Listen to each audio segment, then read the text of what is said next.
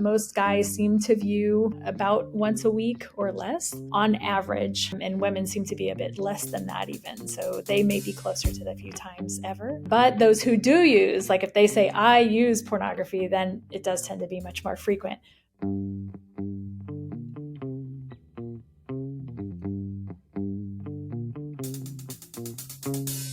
This is the Man Up Podcast, the doctor's guide to men's health.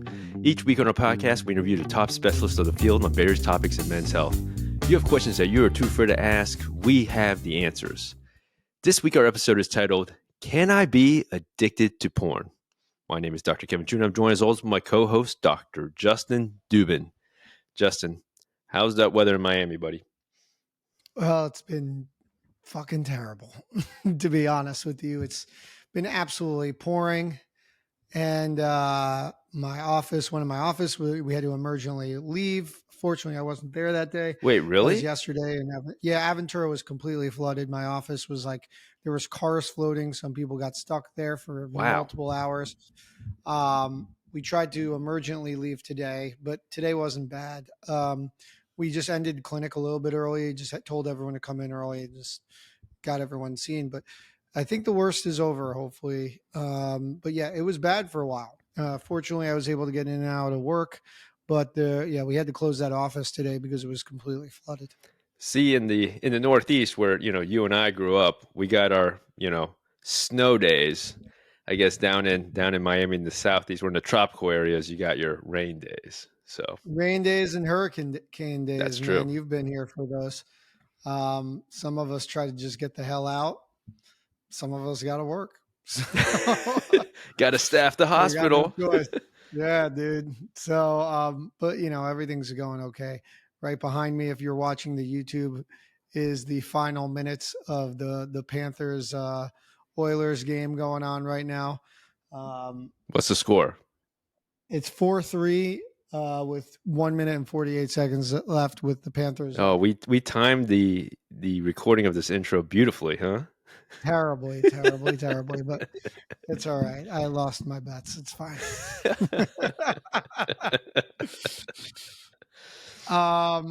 So let's talk about what we're talking about this week. This is a really, really great episode. We're going to be talking about a topic that is, I think, really somewhat controversial, not necessarily, but somewhat controversial, but I think a hot topic amongst young men, amongst partners of those men. And that idea is pornography, addiction to pornography. And we're lucky to have Dr. Nicole Prause, who's an American neuroscientist who researches human sexual behavior, addiction, and the physiology of sexual response on today. She's a friend of mine. We've published together, we've worked together, and she does some really excellent work over in California. So I highly recommend following her. She's very, very prominent on X or Twitter, so I would recommend following her there. But she is one of the true thought leaders in terms of addiction and sexual health, pornography, and sexual behavior. It's really incredible the knowledge that she goes through, and she breaks it down in a data-driven way. And I think that's what people struggle with when it comes to how they feel about porn, or how they deal with porn. It is pornography is sexy. It's something that gives you a visual, right? It's literally sexy. That's right. But it gives you a visceral, emotional, physical response, right? And for better or worse. And I think that people take their own personal experiences and are not sure sometimes how to extrapolate this into a bigger idea of how pornography can work. And everyone brings their own moral compass, understandably. I'm not saying there's right or wrong with that, with how they feel on porn, how they approach sex. But I think what you're going to understand in this episode is that there's pretty objective data, on whether you can or cannot be addicted to porn. And it seems like the answer is you cannot be addicted to porn. There's no such thing as a porn addiction. So people are probably not going to like hearing that. Well, to your point, look, I came into this conversation that we had, and I will tell you, I didn't know much of the data. Dr. Prause, really presented in a really good way. And also, when you're on X, when you're on Twitter, it's so easy to throw off a couple sentences and it just, it may logically seem like the right notion where you're like, porn is, you are addicted to porn. That is why you're having your ED. That is why you're losing your testosterone. That is why. And you read it real quick and you don't even know who wrote it, but you're like, yeah, there seems like there could be sense to that. But what Dr. Prause is doing is actually doing studies, looking at evidence, literature to really back the thought process that, hey, she provides very compelling evidence that there is no such thing as being addicted to porn. Yeah, and it's interesting because you bring up a great point, because there is a huge echo chamber with people online who feel this way. And one of the reasons why we obviously created this podcast, continue to do this podcast, is to combat misinformation. And there's a lot of bullshit stuff that we even address in this episode. Like, this is the MRI of the brain on porn. Like, it doesn't exist. It's not real, guys. It's not real. So, it's easy to get consumed in a topic like this when we're talking about pornography, because, like I said, people have a moral, whatever their moral compass is, right or wrong. I'm not saying there is a right or wrong. You have a feeling towards porn, but we do talk about the benefits. We talk about and we have another episode. We talked with Dr. Paz about this. Can porn potentially compromise things in your life? Of course, we're not saying that, but I think that there's other things going on, and Dr. Prause talks about that as well. But it's a really, really interesting episode, a very thoughtful episode, and I'm sure it's going to piss some people off and they're going to disagree, but the facts are facts, unfortunately. And we always welcome people asking questions. And if you have more questions, please feel free to reach out to us. I got nothing else to say. I think we can jump into this episode. Yeah, let's do it. So without further ado, we also chose this episode because it is Men's Health Month, by the way. And I think that this is a very, very timely, appropriate topic when we're talking about men and what we do. And a lot of that is sexual. When we think about porn, what are we going to do? We all have, never in my life have I looked at porn. Kevin, have you? No. Never. Absolutely not. I learned what porn was during this episode. Definitely. Yeah, me too. Definitely never used LimeWire or anything like that. My computers were always in great shape as a child. Tip-top. No viruses. Great. Well, as always, thanks for listening to this episode. I'm going to go watch oh shit. Did Rangers win? Did the Panthers win? I have no idea. I don't know. All right. Well, I'm going to go watch the end of this game. And yeah, it's over. I keep saying Rangers. Panthers have won 4-3. They're up 3-0 in the series. Let's go. Go Cats. And if you have any questions, comments, as always, feel free to reach out to us. Follow up at the Man Up Pod on all socials. Follow us on YouTube so you can see our beautiful faces and you could catch a replay of the game over my shoulder. And that's about it. Thanks for listening. Until next time, have a good one, guys. All right, we're here with Dr. Nicole Prause, and I want to thank you for coming on. She is a friend of mine. We've worked together in the past, and it's a real honor to have you on. So I think, one thing that we wanted to really harp on today is pornography, and it's becoming more and more of a conversational piece and somewhat controversial in perspectives of how people feel about it.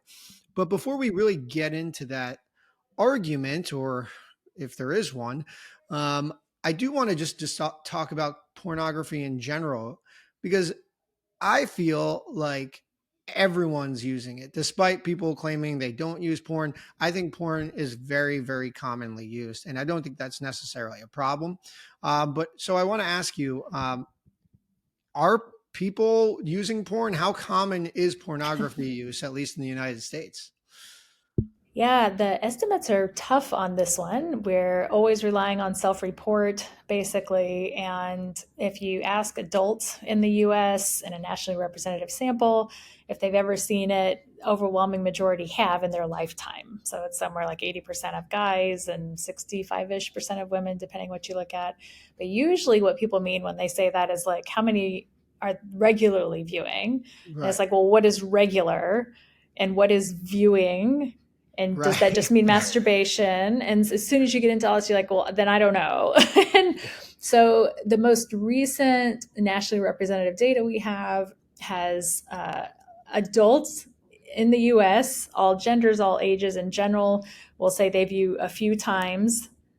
That means like in general in their lifetime, which I was like, that seems insanely low. Yeah. Very low. But that's averaging again across 18 up, men and women, lots of people who never view. And I think sometimes you say like, well, when do you start viewing? And well, if you've never viewed, how do you account for that age? Right. And so somewhere around, most guys seem to view about once a week or less on average. And women seem to be a bit less than that even. So they may be closer to the few times ever. But those who do use, like if they say, I use pornography, then it does tend to be much more frequent. So there's not like a simple answer to this, Right. like most things. I think people use a lot less than I would have expected also when you look at those, because I was like, really? Like that's it? A few times ever? That seems really low. But I think it's because people who do use have much more frequent use. If they say I'm a user, well, then you look at those studies and they look really frequent because they count themselves as a regular user. Yeah, I think that makes sense. I feel like you either are into it or you're not into it, or maybe you can develop into it. But I think people, whether it's their upbringing, the way that they perceive sex, or the way they perceive pornography or the adult entertainment industry, maybe they do feel strongly one way or another, Mm-hmm. and that's kind of the way that they swing, and there's nothing wrong either way, and we're not chastising whether you're looking at porn or not in that regards. But it is very interesting. For sure. And the internet definitely has played a big part in how porn usage has occurred over time. I still remember when I was younger, we had the magazines. The magazines were our main form of porn, and Oh yeah. going through college, internet. Well, that's kind of dating me, but LimeWire, oh man, you Oh, destroy your computer. Your computer's broken. viruses Parents everywhere. don't understand why it's broken. But so you can't tell the story of the internet without porn. So as the internet became a major part of our daily lives, Nikki, how has porn usage really evolved with it? That's a weird story. Also, the biggest jump in viewership actually happened with the invention of VHS tapes. Really? Everyone Ooh. thinks it was porn on the internet, and it's not. So other things changed, but as far as like the number of people who access porn, if you are the type of person who wants to see it, as soon as you could watch it privately at home, you went and you found a way to get those VHS, whether it was in the shops, in the brown unmarked vanilla envelope, Yeah. however Back you in had the to get it. Blockbuster, remember you could rent them. I Oh, can't yeah. believe Yes. people would rent those. That's gross as hell. Yeah, in the scary back room. We did that for a film study actually when I was an undergrad. We had to like get our taxes removed from the porn rentals because we were it was a whole thing. But I had a reason to be there. And yeah, so it's really like the biggest jump in terms of like the number of people or the proportion who view porn actually went up with VHS. I think it's funny today, a lot of people say, oh, high speed porn. And I was like, okay, how is high speed different What is from that? like when we waited for it to download on LimeWire? Like, is that really different from does video quality have a big impact on how much we watch, or how, if you've gotten 2 terabytes, in your external hard drive, is that different from? So there's not a lot of evidence that viewing is different, or that there's anything better about like high definition as compared to lower quality porn. So I always see people say high speed porn, high speed. I was like, stop. That's a scare term to me. I don't see anything with high speed. But what I do think has shifted is the nature of viewing. So I think even with VHS, they'd fast forward to the good parts. Mm-hmm. But we don't know a lot about that behavior. Like when someone says they go to watch porn, I'm like, well, what are they doing? Are they going straight to their favorite site, clicking on their favorite categories? We have a very well-cited book by Norman Doidge. People often bring up, they say, oh, porn searches are like this or like that. Well, he looked at searches in google.com. I was like, who goes to Google and says, titties with, this feature and that? I was like, Right. I don't think anyone looks for porn like that, but I'm speculating because we don't know a lot about like what common porn viewing behavior really looks like. Now we've got VR, AR coming online, and there have been a couple of studies on that just showing that VR and AR tend to produce more sexual arousal than second person passive viewing, which makes some sense that they may be more engaging.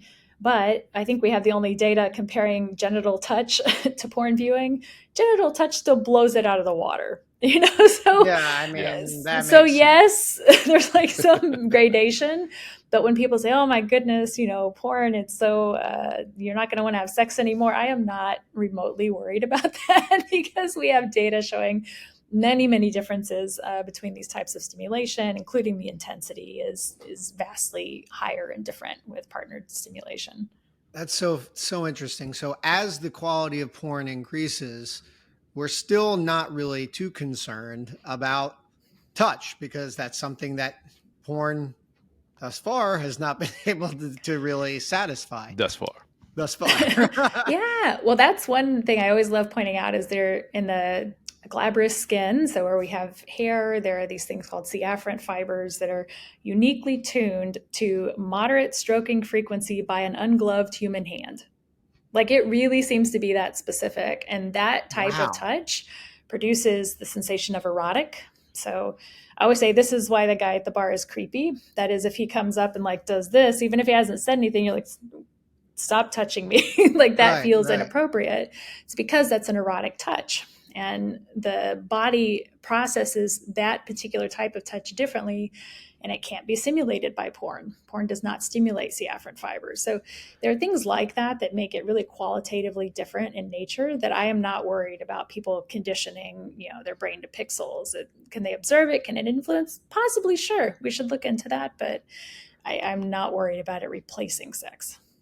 That's very interesting. And maybe I'm skipping ahead here to some Go ahead. questions here, but like, you talk about how it's important for touch, but so many guys now, get off to watching porn, right? Mhm. And it's just like over and over and over again. Do you think now this is leading to some sort of like, I don't, maybe is it possible to have like a permanent like effect on like the neuro reward, like dopamine pathway, that this is what gets me to orgasm? And then like when it comes to real sexual encounter, like touch, that doesn't bring what it's supposed to do.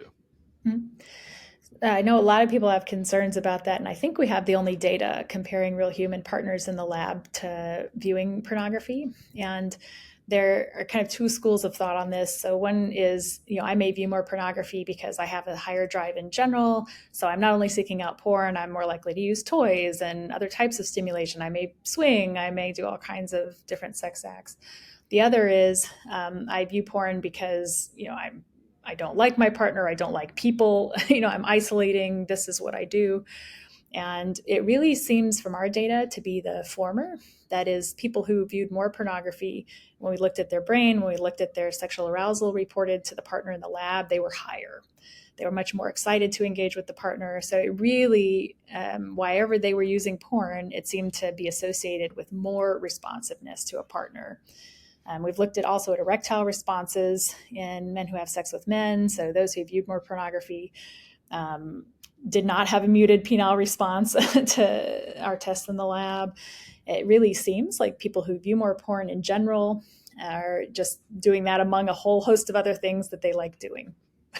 I think that is a really important understanding for a lot of people because everyone has this assumption and you are such a important person online who provides good, accurate information. And if you're not following her, she'll give you her information, but she provides a lot of it's almost a counterculture thing, unfortunately, at this point, where people are so ingrained in these ideas of what porn does to people that they make assumptions and they make generalities that maybe if you think about it, maybe you can make a connection. But when you look at data, the data isn't there. And you're so good at bringing to light the accurate information. And I think I just want to roll into this question too, because you already had alluded to it.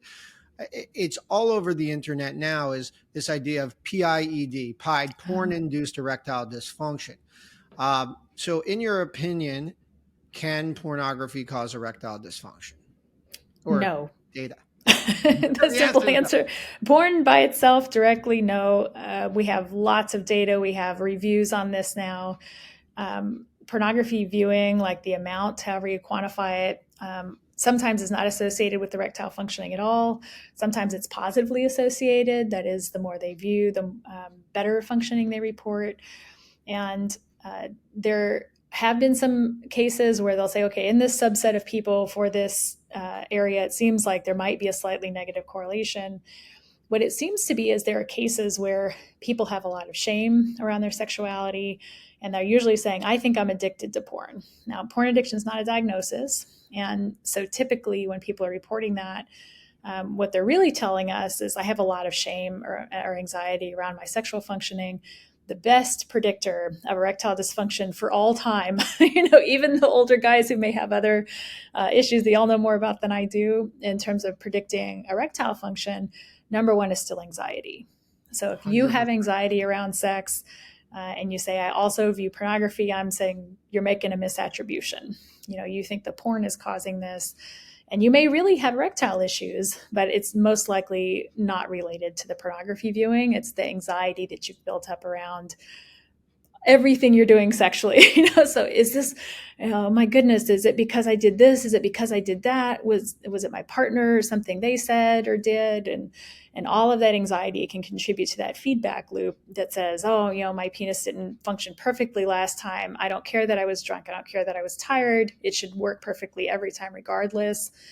Therefore, I have erectile dysfunction, and Viagra is not going to work for me, or, I'm going to keep it in my back pocket for even though it's not technically erectile dysfunction. So there's this whole mystique, I think, that comes up around this idea of PIED, but the direct link is definitely not there in terms of the amount of porn viewing and that. But I think there's sometimes a link comes up when someone also has anxiety around their sexuality in general, including their porn viewing. Yeah, Justin, I think we on a previous episode, we've talked about maybe the expectations that maybe porn sometimes brings about. Correct. And so when someone's having a sexual encounter, and it relates a lot to the anxiety, that communication's not there with what they're expecting, maybe from what they've seen. And so that kind of lends to some erectile dysfunction. But yeah, porn has been a funny thing like that over time, because there was this 30 years ago there were a series of studies showing people who viewed more porn had poorer body image issues, and now it actually seems to be flipping, which is really interesting. And my best guess in that case is it's people know more about porn now, we talk about it more, and whereas we used to have a more, not theater, but a limited production where they would pick, only the thin blonde with big breasts and the man with the big penis. It's now you have OnlyFans, you have all these individual creators who have all different types of body types, and somebody is attracted to their body type. Right. And that, I think, has been really helpful in actually reducing some body concerns and shame around sexuality, assuming you watch, the breadth of content that's out there. And to that point as well, I did this demo a while back. We had a whole host of penile sizes laid out on a table with some 3D prints we had made for a study. So, okay, pick what you think is the average penis size in pornography. I said, okay, now pick what you think the average is. Of course, everyone chose smaller for the average. People know, they're very well aware that what they're viewing is not a crosscut of America. That doesn't mean that's going to be comforting to them. There has been penile size anxiety since the beginning of time, as you know. And so I think because there's a much wider representation of penile sizes now available in pornography, it's probably a potential source of comfort also. But I think that anxiety is just very strong. It's very difficult to penetrate. Yeah. And so obviously this is something very sensitive, because people really in their heart of hearts, for whatever reason, believe that they are addicted to their porn, or they're maybe they don't think it, but their partner actually thinks that their partner is addicted to porn because of an erectile dysfunction issue. And you see that also quite frequently. What do you say to these people who say, I think I'm addicted to porn? I mean, how do you counsel them? Yeah, so just realized I got my movement lights activated. Good old California, we're saving energy. Um, so that's fine. I'll sit in the dark. Who cares? Um, so the folks, when they have a partner issue, I'm also a licensed psychologist, so I see couples, and this often is an underlying fear to do with relationship stability. So if we're talking about mixed sex couples and the man has a female partner, there may be anxiety. Why are they viewing pornography? Don't they want me anymore? Are they going to leave the family? Is this a sign of cheating? My goodness, like the anxiety around that is tremendous. And it's very unlikely to be the case. So I think one of the things we might get to eventually, I may jump the gun here a bit, but there is a substantial gender difference in how masturbation is used, and pornography is used almost exclusively for masturbation. So men tend to use masturbation in a compensatory fashion. Women tend to use it more in an excitatory fashion. So guys may be going to porn or masturbating because their partner's turning them down, or they've had some conflict with their partner. And so they're like, look, I still have a drive. This is how I'm going to satisfy it. And so sometimes the female partners don't understand this, and they're like, why wouldn't you want me? And they're like, well, I do, but you keep turning me down. I feel rejected. And that dynamic is very difficult to break. And so it's trying to find some way to get them to communicate the underlying fears that are usually there about one being rejected because he's viewing porn, and that's probably not actually related to rejection, but more relationship dynamics. And him, why do you feel the need to hide the use? What is it that you're looking at, and why, and how much should you disclose to a partner or not? And True. There's a lot of very common couples communication issues that come up around pornography, just like they have for, were you looking at her in the mall? Do you have a crush on my sister? It's another one of these kind of dynamics that are just really difficult, I think, to kind of extricate. And what we want to look for is the meaning that underlies those fears. Like, why does this worry you?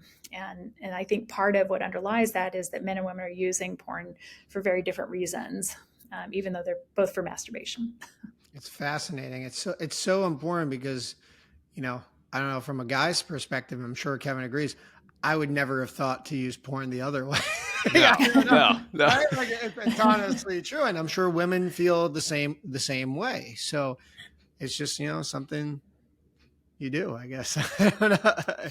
But it's really, really interesting in that regard. I just think it's so interesting because of this idea of anxiety when it comes to this idea of porn-induced erectile dysfunction, porn addiction, and that word is so important here, because I think anxiety is ramping up more and more in today's age. And when we have people telling you that something is bad and you enjoy it, that makes you feel a certain way.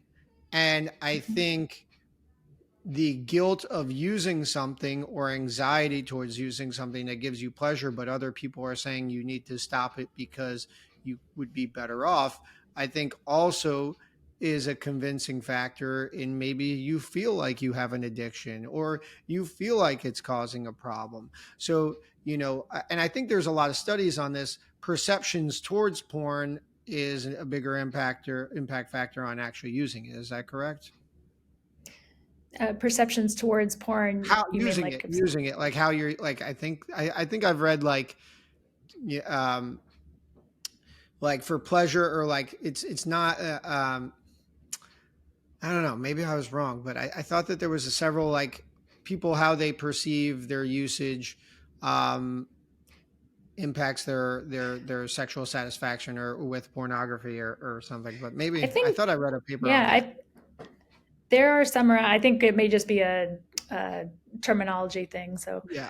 um, there's a series of studies looking at kind of self-identification of addiction. That is, people who believe they have a problem and specifically an addiction. And a popular model suggests a lot of people who identify in that way actually have a moral conflict, most often religious, but sometimes for other reasons, where they feel like any viewing of pornography, for example, is abusing women, or they've been told if they view pornography, they're going to hell. And there's no other way to understand it. Those obviously are really intense negative feelings around use. And to know that, most of what's going to present to you in clinic, if someone says they're addicted, most likely the case is that they have a moral conflict around it. To me, the second most likely is that they have actually underlying major depressive disorder. And so I always like to bring this up because I think a lot of guys hear that there's no porn addiction and they say, well, how dare you call me a liar? I'm suffering, I have a real issue. And I say, you probably do.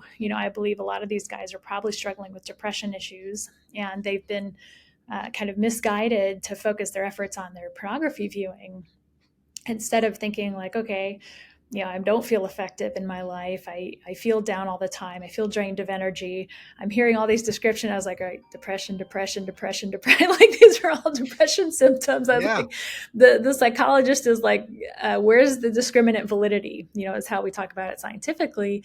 Show me these are two different things. And there are no data doing that. There are no discriminant data showing that depression is actually different from what people are calling pornography addiction issues. So I'm actually doing a study right now showing that they're the same thing. Is that what we expect the data will show? And so I think they are suffering, but I think, in a much better position to diagnose what it actually is. That is probably depression. We have great treatments for depression. We have so many options for people with major depressive disorder. If for you happen to cope by viewing pornography, you could be coping by running, triathlons, avoiding your family by training all day. Not that I have any of those friends. You could be doing it by gambling. You could be doing it and so the behaviors that help you cope might be more or less problematic, but it's not inherently problematic. The idea that pornography might help distract you from depressive ruminations, it probably does. It's probably very good at that. And we have some data on that. And the idea that that's bad and you shouldn't cope in that way, that's a moral judgment. That's not a diagnosis.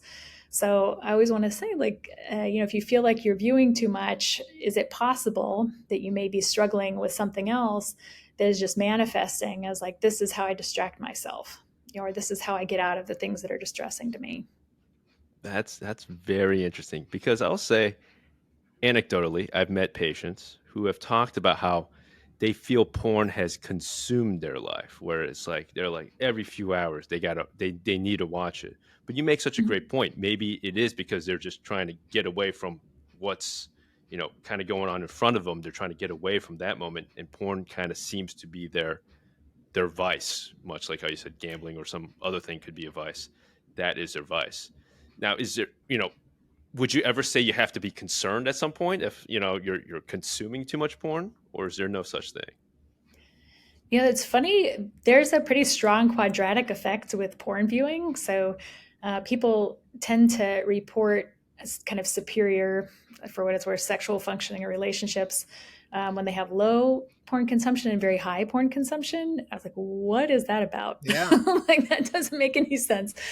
And what that says to me is, there may be some folks in the middle for whom they feel like it's too much and they're struggling, like trying to get it down. And that's not actually what the issue is. They're just kind of over-focused on that. So absolutely, people can view so much that it interferes with their life, that it pisses off their partner, who they told for some reason they wouldn't view. Don't do that if you're going to view. By the way, huge problem to lie to your partner, aside from the porn. Just don't lie to your partner. So I think people do use to the point that it becomes problematic. But one of the interventions that does target pornography does not try to make you abstinent from it. So acceptance and commitment therapy, or ACT, is this therapeutic approach that a lot of therapists know, and there is one for pornography viewing. So ACT is applied to pornography, doesn't say you stop watching that stuff. It says, look, your values say that you want to be a good father And here you are, you getting home, you go hide in your office and masturbate for 2 hours. You didn't help make dinner. You didn't play with your kid before they went to bed. You're not meeting the values that you set for yourself. And it's not porn, it's that you're not meeting those personal values you hold. So can we maybe schedule your 2 hours of porn after they're in bed? Can you make your porn viewing more in line with your personal values? And so you ultimately, if you go through ACT treatment, people tend to view less over time, but the goal is not abstinence. They don't tell you to become abstinent. It's trying to get your behavior of viewing porn in line with your personal values, that it's not distressing. That makes a lot of sense. Now, I'm not saying I believe this, but I want to play a little bit of devil's advocate here. Yeah. So, in someone who says, I just, I feel like I'm watching too much, and you mentioned abstinence. Is it a bad idea to become abstinent from porn if you feel like you're watching too much? Is there any data showing that doesn't actually make it better for you? Because people would argue, well, I drank too much, so I stopped drinking, and now I'm okay.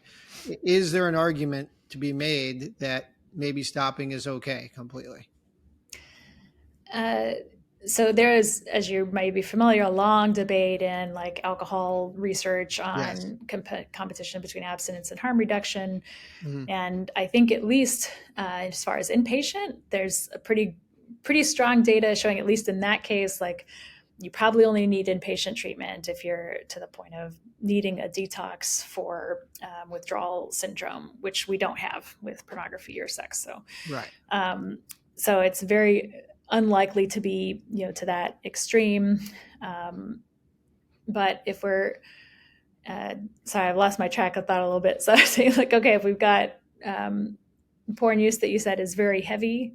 So yeah, if So someone is there any says, problem if stopping? someone comes to you and they say, "Hey, listen, I just want to stop it cold turkey," Okay. um, is like it's not I don't think it's a problem if they want to, but like if they're struggling to stop it and that's their my argument was Yeah. going to say like I don't think you have to internally, lose your mind because you're struggling to stop cold turkey. I don't think it's a problem Like if you hone can. in on it Right, right. that you But as have long as to. you're not focusing on it, Yeah. was my point that I was going to say is if you stop, that's great. No, it's fine. But if it's something that's becoming an anxiety driven part of your life, I wouldn't say that stopping at cold turkey is something that you actually need to do. It was kind of the point that I was trying to make. Yeah.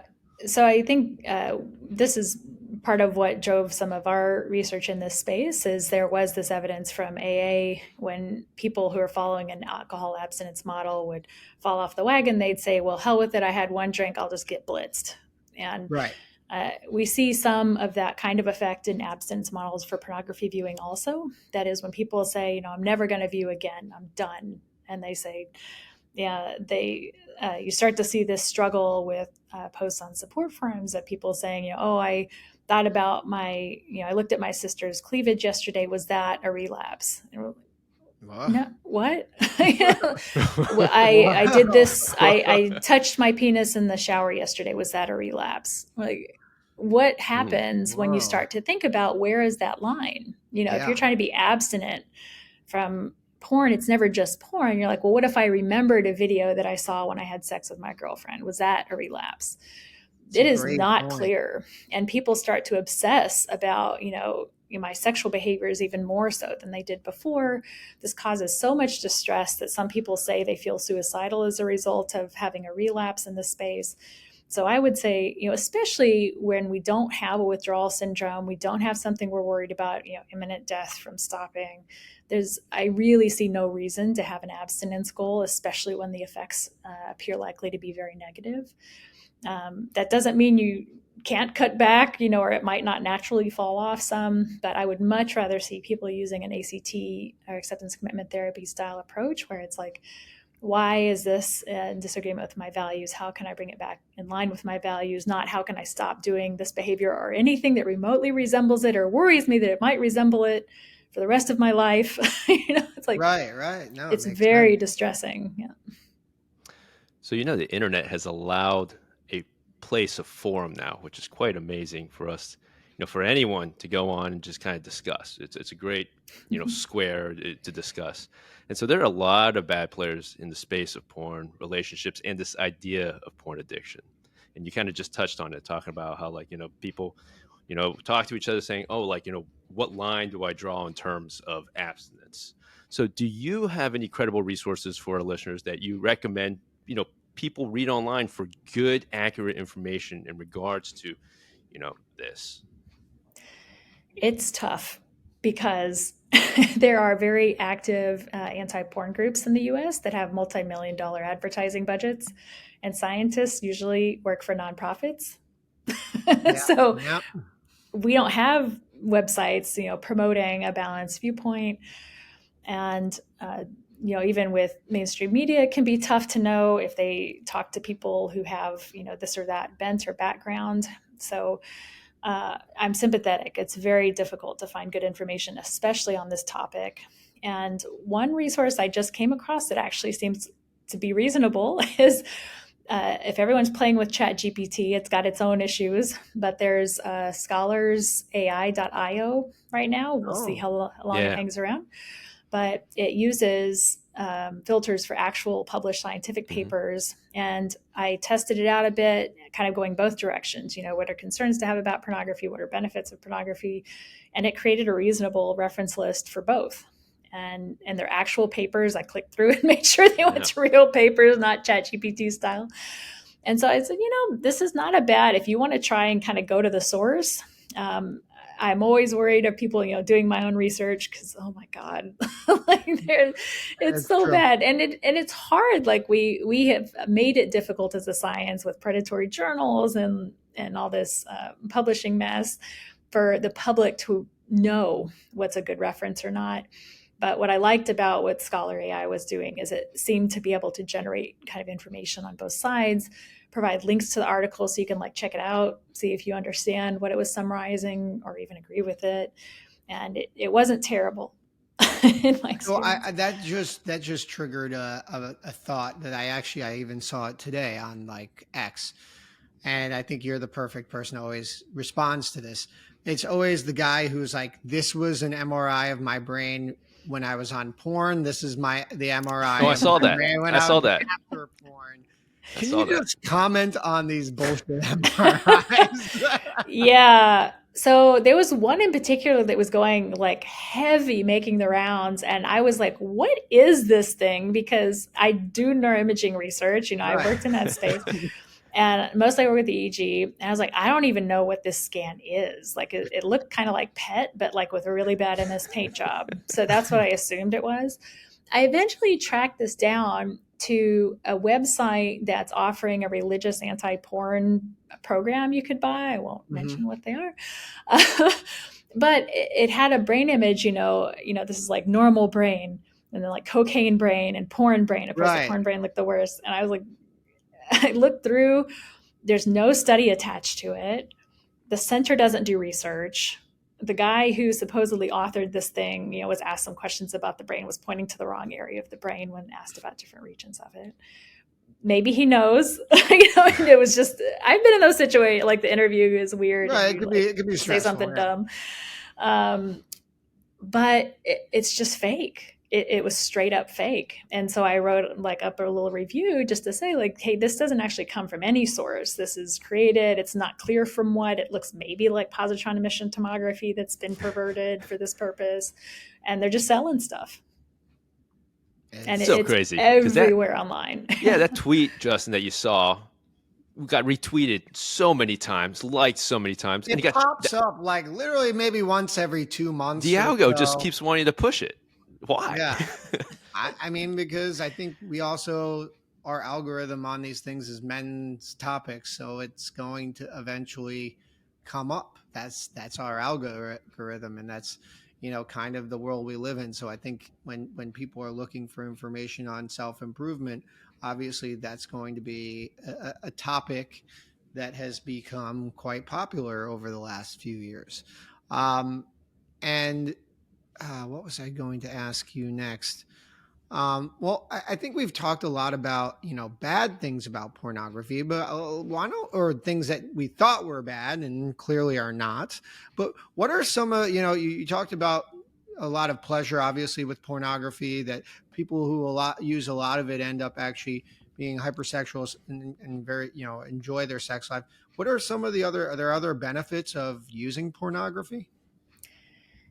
So it turns out there are a lot of gendered correlates. So women who view more pornography tend to report higher sexual satisfaction, higher relationship satisfaction, more consistent orgasms.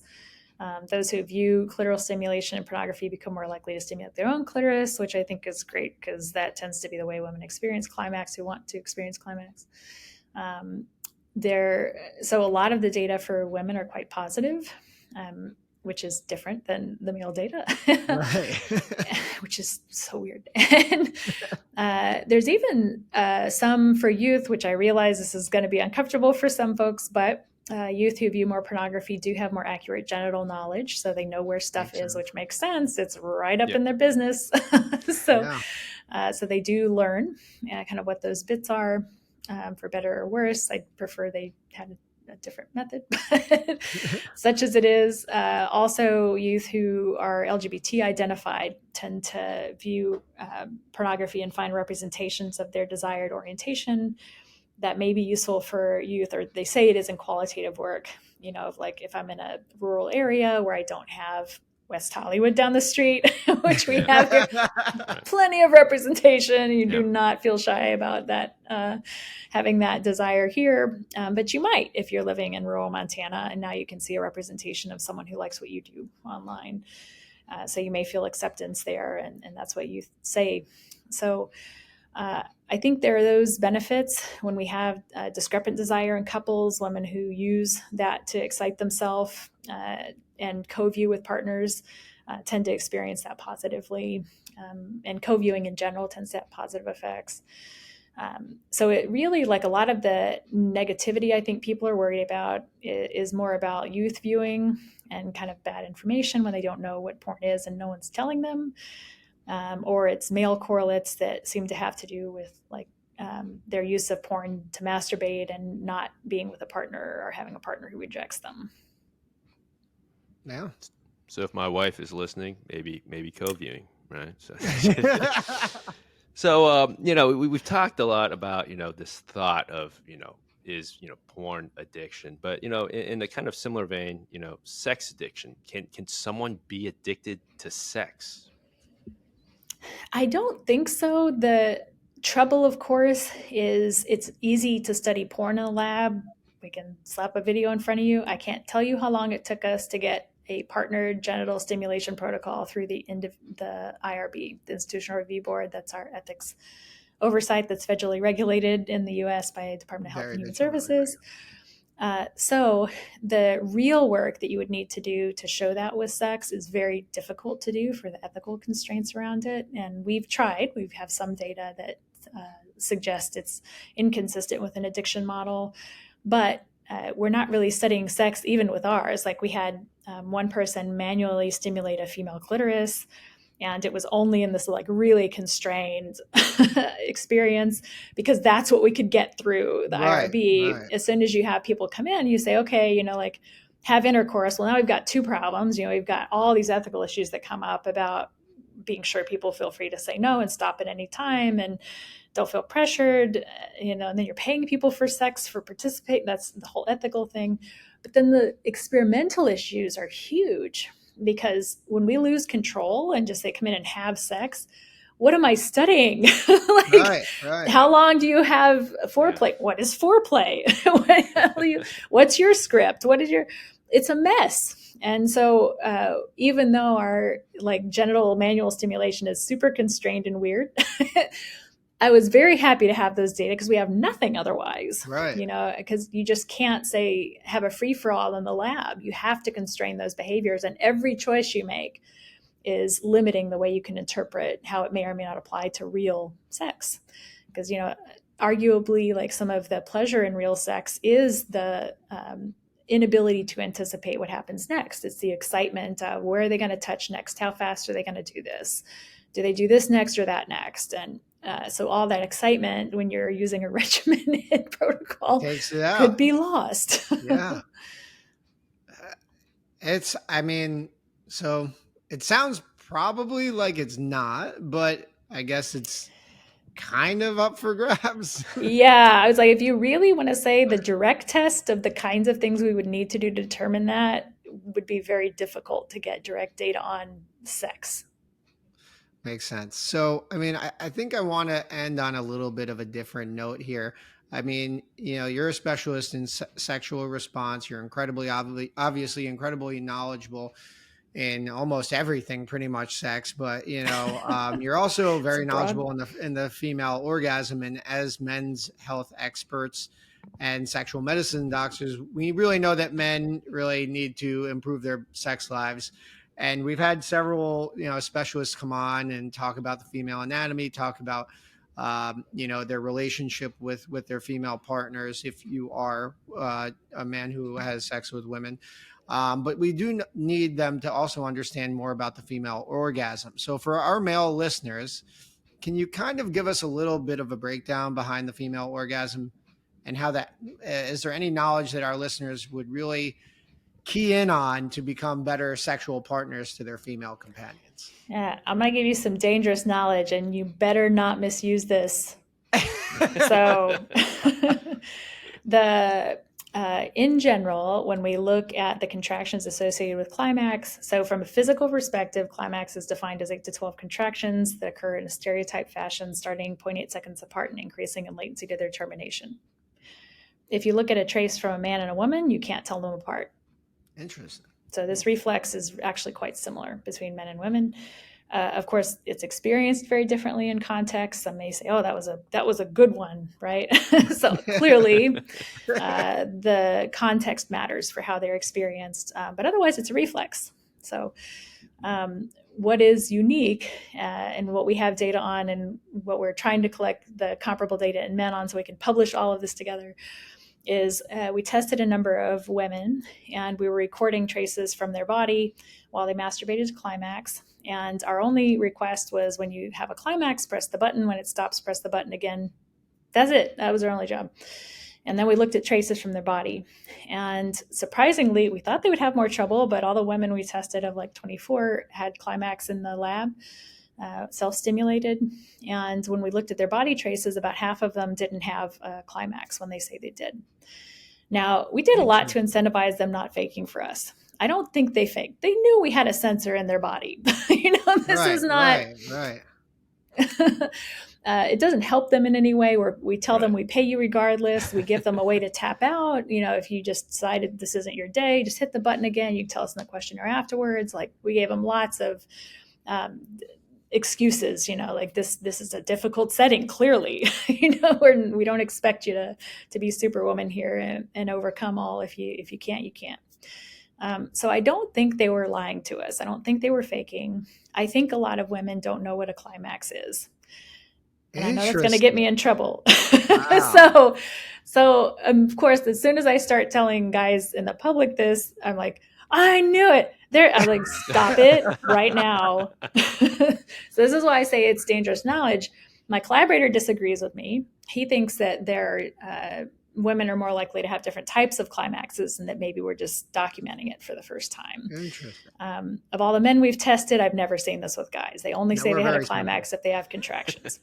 So my contention is that when men learned what a climax is, they have direct visual feedback. They have ejaculate that tells them it occurred, and usually. And in women, how would you know? I said, where do you learn what a climax is? And it's like, oh, it's a peak of pleasure. It feels good. Okay. Goosebumps. All right. Like, piloerection, technically. Like, all of these things occur without climax. And so I was like, I think women probably just don't know or expect these contractions to be there. And so there have been, there's an instrument out now that can let women measure their own contractions. You can buy this instrument, and it's intravaginal. And I looked at the traces on the website. I was like, this device is wrong. I was like, I know the physiology. I know what the traces look like. And that is not a climax, what they just put on the screen. In one case, the woman was clearly tensing down, which is very common leading up to climax. In another case, it was what they call like disorganized. I was like, no, that's art movement artifacts. They were just wheeling. I'm like, it's not a climax. So there, I think, is a lot of misinformation around like what a climax is. I think women are often defining it as just something that feels very good to them. So I say when I put on my science hat, I care about this a lot. If I want to know what the changes in vasopressin are due to climax, I need to know if those contractions happened or not. When I put on my therapist hat, if you tell me you had a climax, by God, you did, and I'm not asking more questions. So I tell, like, if the guys, if your female partner says she had one, don't be the jerk and be like, I heard on this podcast that you aren't having contractions. And that isn't even real. And now you need to have a real one for me to be a real man. And if you start doing this, I will find you and I will haunt you in your dreams. And I know some are going to start because I saw it happen. But what I would encourage you is like, for whatever reason, the few women we had in that claimed to be able to have multiple orgasms also were the ones who weren't having contractions.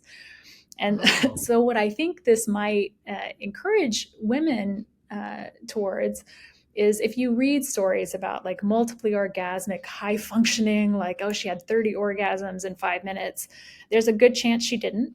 And you shouldn't feel pressured by that. The ways that women are labeling orgasms differ a lot between women. And more than ever, I think if you had a good time, Godspeed. That is a fascinating Very. story. That is so cool. So I am so angry we can't publish this yet. I've been sitting on these data for like years, but it's gonna be a little longer. Oh man, Kevin, you were about to say something. I'm speechless. Stunned silence. It's just one of those things where we know so much, but we know so little, and we still can't even completely understand that the female orgasm or climaxing in many ways. It's really, I mean, women are obviously way more complicated than men. And that study confirms it, but I could have told you that just by the guys I see. Well, I don't ever want to say like, oh, it's not worth the effort or something, because we get these a lot, women develop concerns because they do have longer orgasm latency. And when we test, we absolutely see that. So some of the brain responses we're studying in orgasm are difficult because we're trying to capture the moment when people are very aroused when they actually have a climax, because we're looking for the trigger, because we don't know what the trigger is, FYI. Right. Kind of a big deal. And so we're looking specifically at that brain state. And we let people get very aroused, and we tell women, okay, now you can try and have a climax if you're able. We tell guys, okay, try and have a climax if you're able. They're like, okay, I'm done. I'm like, could you like stretch it out a little bit? Our measures. Finish the sentence. Our measures are fast, but not that fast. And so, like, we can see the transitions we're looking for in guys, but the latency is much, much shorter for men. And we see this in, like, I've certainly heard it from women clients, but also in our data, it's like women take a lot longer, and they get worried about that. They're like, oh, he's bored. He doesn't want to, this is so much work. I'm too much work. We hear this all the time. And yeah, it takes longer. So what? Like, it's a difference. If they choose to tap out and say, you know what, I'm good, believe them. If they say, hey, I want to keep trying, get out, give me my vibrator. We've done studies showing vibrators are more efficient at inducing this state that immediately precedes climax, probably because they reduce the effort involved in manual stimulation. That's our best guess at this point. So I think there are some real differences there in terms of the ability to experience it, but even the experience itself appears to be very different in terms of what happens. But then when it actually happens, when you actually have contractions, they look very similar. So weird. It's weird, but beautiful and cool. And I mean, that part comes down to everything. Communication, it sounds, right? Communication between you, your partner, what's going on, and it's such an interesting point from women, from a female perspective, when the female's worrying, is this taking too long for me to come? Are they worried about that? Because that's what guys think about all the time.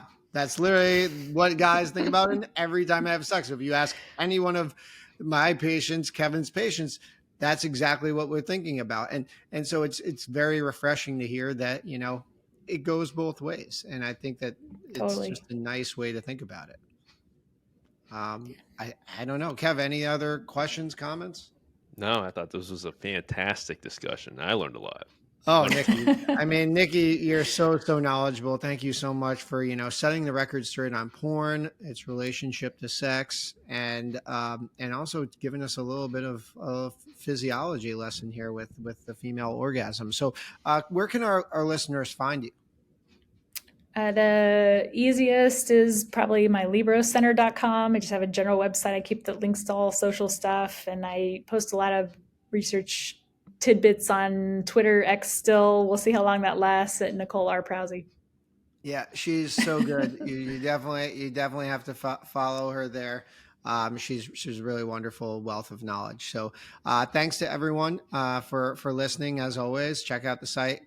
Comment all you'd like. You can listen to this episode on YouTube. Subscribe. You can see all of our beautiful faces. You can also see us on or listen to us on Spotify, Apple, or Amazon for podcasting. So subscribe there.